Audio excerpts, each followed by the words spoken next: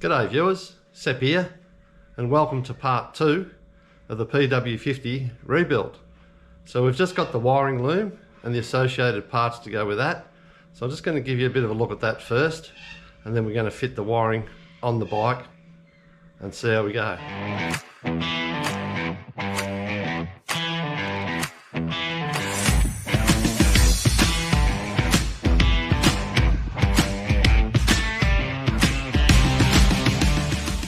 So here it all is here. I've got it laid out so you can have a bit of a look and just see what bits we got. So we've got the switch at the top here, the on-off switch. I haven't actually plugged these wires in completely yet. I've just put them in position so you can see what goes where. And they're pretty much plug and play, so you can't sort of really get them mixed up, except for two wires, which I was unsure of, that which are these two, this one and this one, which have the same connectors on each end, so you can interchange these two wires here. So with a bit of research, those two wires come off the stator, come up, there's your plug and play here, and then you've got your, I suppose, your dark red wire with a black stripe on it. It goes to this red wire with a black stripe, this side, and the other one here, white and red. This one's yellow and red, so those two go together like that. So there's your diode down there. You've got your CDI unit here, just plugs in. You've got a spare wire here as well. I've just put numbers on these, so when I actually get it into the bike, I can just look at the numbers a bit easier to work it all out. And that's your control box, which has got two plug and plays there. You've also got your two wires here, which go to your coil, which I've already got on the bike. So that's what we've got. We've got the whole lot, so we made sure everything's going to fit and work together. We're going to put that on the bike next. I've just installed the stator here, pulled the wires through. The grommet up the top there is pretty difficult to get in, but it seals the wires to the casing. Just to work it around a little bit, we finally got it there. I've just tightened up these screws that hold the stator in position. They're nice and tight. I'm just about to put the flywheel on, so we'll see how we go with that. So I'm just going to line up the keyway steel.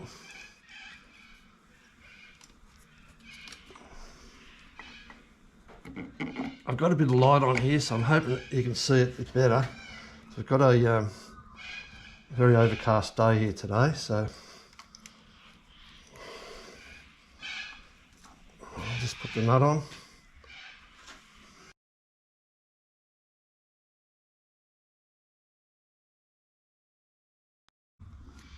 Feels good. So I made this tool up the other day, so we'll see how it works now.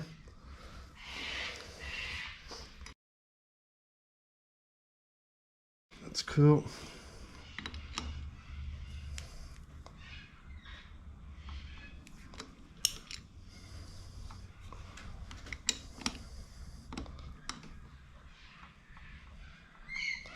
It's looking pretty good to me.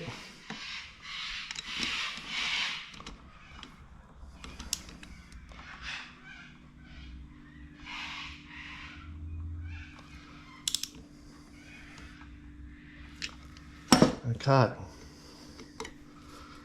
worked beautiful.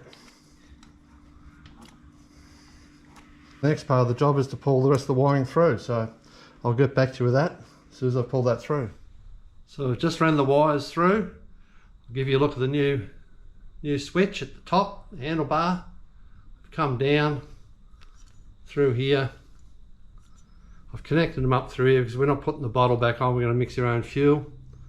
So the wire loop comes down through this side, down underneath, following the original position underneath there, comes in through here, and we go around the side here under this loop, over the top of the CDI, and there's all the wires sitting there at the moment.